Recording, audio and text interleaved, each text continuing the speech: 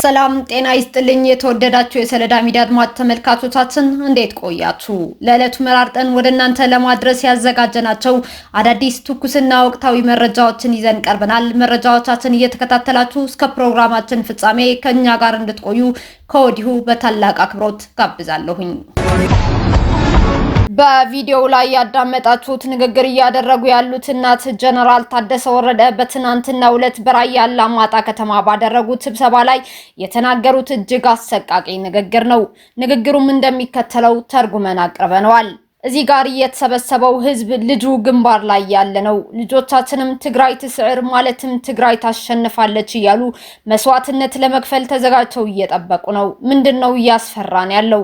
ጀነራሎቻችን ልብ ግዙ። አብይ አህመድ እየተዘጋጀ ነው። አብይ አህመድ ጊዜ እየገዛ ነው። ልጆቻችን ብቻ ሳይሆን እኛም ትግራይ ትስዕር እያልን መስዋዕትነት ለመክፈል ዝግጁ ነን ሲሉ ነው አሰቃቂውን ንግግር የተናገሩት። ይህ ንግግር ከአንዲት እናት የማይጣበቅ እጅግ አሰቃቂ መልእክት ነው ሲሉም የትግራይ ወጣቶች እየኮነኑት ይገኛሉ። በርካታ የትግራይ እናቶች ልጆቻቸውን አጥተው ጦርነት በተጠየፉበት በዚህ ወቅት ከአንዲት እናት የማይጠበቅ ንግግር መሰማቱም የትግራይ ወጣቶች ማሳዘኑም ሶለዳ ሚዲያ ባደረገችው አሰሳ ተመልክታለች። በህገወጥ መንገድ ለመውጣት የሞከሩ 48 ኤርትራውያን በደቡብ ኢትዮጵያ በቁጥጥር ስር ዋሉ። ያለ ህጋዊ የጉዞ ሰነድ ወደ ኢትዮጵያ በመግባትና ጨለማን ተገን በማድረግ በደረቅ ጭነት በመሳፈር ከሀገር በህገወጥ መንገድ ለመውጣት በመጓዝ ላይ ሳሉ 48 ኤርትራውያን ተጠርጣሪዎች በህግ ቁጥጥር ስር መዋሉን የደቡብ ኦሞ ዞን ፖሊስ መምሪያ ገልጿል። የዞኑ ፖሊስ መምሪያ እንደገለጸው ከህብረተሰቡ በደረሰው ጥቆማ መሰረት በደቡብ ኦሞ ዞን በዲመካ ከተማ መጋቢት 11 2018 ዓ.ም ከሌሊቱ 9 ሰዓት ላይ የደረቅ ጭነት ተሽከርካሪ የሰሌዳ ቁጥር ኮድ 3 አዲስ አበባ B22835 በሆነው 48 የኤርትራ ዜግነት ያላቸው ተጠርጣሪዎች በመጫን በመጓዝ ላይ ያለ መያዛቸው የዞኑ ፖሊስ መምሪያ ማህበረሰብ አቀፍ ወንጀል መከላከል ዲቪዥን ኃላፊ የሆኑት ምክትል ኢንስፔክተር ስንታየው ታመኔ ገልጸዋል። ምክትል ኢንስፔክተሩ አያይዘውም ህገወጥ የሰዎች ተዘዋዋሪዎች በብዙ ክልሎች፣ ዞኖች፣ ወረዳዎች በማቆራረጥ ጨለማን ተገን በማድረግ እየተንቀሳቀሱ መሆናቸው ጭምር ኃላፊው አስረድተዋል። በቀጣይም በህግ ቁጥጥር ስር በዋሉ በአሽከርካሪውና በህገወጥ ተዘዋዋሪዎቹ በኤግዚቢቱ ላይ ምርመራ ስራው በተጠናከረ መልኩ እንደሚከናወንም ተናግረዋል። በኤርትራ ለዘመናት ከቆየው አስገዳጅ የሆነውን ብሔራዊ ግዳጅ በመሸሽ ወጣቶች ባገኙት አቅጣጫ ሁሉ በስፋት በመሰደድ ላይ መሆናቸው የሚታወስ ሲሆን በአሁኑ ወቅት በሀገሪቱ ያለው የፖለቲካ ውጥረት ዜጎች አማራጭ ፍለጋ ወደ ጎረቤት ሀገራት እንዲሰደዱ ዋነኛ ምክንያትም ሆነዋል። ከ1 ሚሊዮን ብር በላይ የሚያወጡ ጌጣጌጦችን የሰረቀች ተጠርጣሪ በህግ ቁጥጥር ስር ዋለች። ከ1 ሚሊዮን ብር በላይ የሚገመት የተለያዩ የወርቅ ጌጣጌጦችን ሰርቃ የተሰወረችው ግለሰብ 24 ሰዓት ባልሞላ ጊዜ ውስጥ በህግ ቁጥጥር ስር መዋሏ የአዲስ አበባ ፖሊስ ጠቅላይ መምሪያ ገልጿል። መስከረም ዘውዱ የተባለችው ተጠርጣሪ የስርቆት ወንጀሉን የፈጸመችው በኮልፌ ቀራኒዮ ክፍለ ከተማ ወረዳ 9 ልዩ ቦታው ጦር ኃይሎች ኩዊንስ ሱፐርማርኬት አካባቢ ከሚገኝ አንድ መኖሪያ ቤት ውስጥ ነው። ተጠርጣሪዋ ከዚህ ቀደም ከግል ተበዳይ ጋር ትውውቅ ያላት ሲሆን የግል ተበዳይም ቤቷን ዘግታ ወደ ስራ በሄደችበት አጋጣሚ የበር ቁልፍ ገንጥላ በመግባት ቁም ሳጥን ውስጥ ተቀምጦ የነበረ 7 ግራም ባለ 21 ካራት የጣት ቀለበት፣ 14 ግራም ባለ 21 ካራት የእጅ ብራስሌት፣ 10 ግራም ባለ 21 ካራት የአንገት ሐብል በአጠቃላይ 1 ሚሊዮን 23 ሺህ ብር የሚገመቱ የተለያዩ የወርቅ ጌጣጌጦችን ሰርቃ እንደተሰወረች የግል ተበዳይ በኮልፌ ቀራኒዮ ክፍለ ከተማ ፖሊስ መምሪያ አመልክተው ነበር። ወንጀሉ ሲፈጸም ምንም አይነት ማስረጃ ባለመኖሩ ተጠርጣሪዋን የመያዝ ሂደቱ ከባድና ውስብስብ ቢያደርገውም ፖሊስ የምርመራና ክትትል ቡድን በማቋቋም ወንጀሉን ማን ፈጸመው ለሚለው ፖሊሳዊ የምርመራ ስልትና ጥበብ ተጠቅሞ ባደረገው ብርቱ ክትትል ግለሰቧን 24 ሰዓት ባልሞላ ጊዜ ውስጥ በቁጥጥር ስር ማዋል እንደተቻለ ከክፍለ ከተማ ፖሊስ መምሪያ የተገኘ መረጃ ያመለክታል።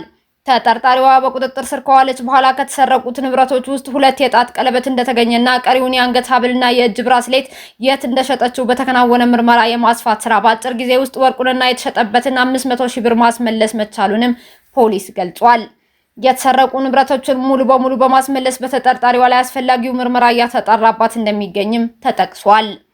ህብረተሰቡ ውድ የሆኑ ንብረቶችን ለወንጀል ፈጻሚዎች ምቹ ሁኔታን በሚፈጥር ሁኔታ ማስቀመጥ እንደሌለበት ያሳሰበው የአዲስ አበባ ፖሊስ ጠቅላይ መምሪያ ወንጀል ፈጻሚዎች ወንጀል ፈጽመው ለጊዜው ቢሰወሩም በህግ ቁጥጥር ስር መዋላቸው የማይቀር በመሆኑ ህብረተሰቡ እንደዚህ ከቀደሙ ከጥቆማ ከመስጠት ጀምሮ ለጸጥታ አካላት እያደረገ ያለው ትብብር አጠናክሮ እንዲቀጥልም ጥሪውን አቅርበዋል። ኢራን በእስራኤል ላይ በፈጸመችው የሚሳኤል ጥቃት ከ100 በላይ ሰዎች ጉዳት እንደደረሰባቸው ተገለጸ። ትናንትና ቅዳሜ ዕለት ኢራን በደቡባዊ እስራኤል በምትገኘው አራድ በፈጸመችው ጥቃት 88 ሰዎች ተጎድተው ወደ ሆስፒታል መወሰዳቸው የሀገሪቱ የድንገተኛ ጊዜ አገልግሎት አስታውቋል። ጉዳት ከደረሰባቸው ሰዎች ውስጥ 10 ሰዎች ከባድ ጉዳት ማስተናገዳቸውን ጨምሮ ገልጿል። ከዚህ በተጨማሪም በደቡባዊ የሀገሪቱ ክፍል በምትገኝ ሌላ ከተማ ዲሞናም ጥቃት ተፈጽሟል። ኢራን በዲሞና በፈጸመችው ጥቃት ተጨማሪ 30 ሰዎች ጉዳት እንደደረሰባቸው የሀገሪቱ ድንገተኛ ጊዜ አገልግሎትም አስታውቋል። ከተማዋ ከእስራኤል የኒውክሌር ተቋም 13 ኪሎ ሜትር ርቀት ላይ የምትገኝ ናት። የእስራኤሉ ጠቅላይ ሚኒስትር ቤንጃሚን ኔታንያሁ ሀገራቸው በጣም አስቸጋሪ ሌሊት ማሳለፏን ተናግረዋል። በሌላ በኩል ትራምፕ ኢራን የሆርሙዝ ወሽመጥን በ48 ሰዓታት ውስጥ የማትከፍት ከሆነ የኃይል ማመንጫዎቿን እንደሚያወድሙ ዝተዋል። ፕሬዚዳንት ዶናልድ ትራምፕ ኢራን የሆርሙዝ የባህር ሰርጥን እንድትከፍት የ48 ሰዓት የጊዜ ገደብም አስቀምጠዋል። የአሜሪካው ፕሬዝዳንት ኢራን በ48 ሰዓታት ውስጥ የሆርሙዝ የባህር ወሽመጥን ዳግም ክፍት የማታደርግ ከሆነ ሀገራቸው የኢራን የኃይል ማመንጫዎችን እንደምታወድም አስጠንቅቀዋል። የዓለም 20% ነዳጅ የሚተላለፍበት ይህ የባህር መስመር አሜሪካና እስራኤል በኢራን ላይ የከፈቱትን ዘመቻ ተከትሎም ተዘግቷል። በዚህም የተነሳ ባለፉት 3 ሳምንታት የነዳጅ ዘይትና የተፈጥሮ ጋዝ ዋጋ ከፍተኛ የዋጋ ጭማሪ አሳይቷል።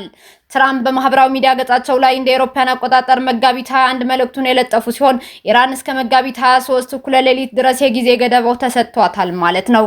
ትራምፕ በማህበራዊ ሚዲያ ለጥፋቸው ኢራን የሆርሙዝ ሰርጥን ከዚህ ደቂቃ ጀምሮ በ48 ሰዓታት ውስጥ ሙሉ በሙሉ የማትከፍት ከሆነ ያለ አንዳች ስጋት አሜሪካ የተለያዩ የኃይል ምንጮቿን በመደብደብ ሙሉ በሙሉ ታወድማለች። እስካሁን አብራችሁን ከኛ ጋር ስለነበራችሁ እያመሰገንኩኝ በሌሎች መረጃዎች እስክንመለስ እንደተለመደው የሶለዳ ሚዲያ ቤተሰብ በመሆን ላይክ፣ ሼር፣ ሰብስክራይብ ማድረጋችሁን አትርሱ።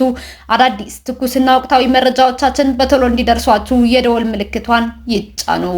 ስኬት፣ ድልና ሰላም ለኢትዮጵያውያን። ሶለዳ ሚዲያ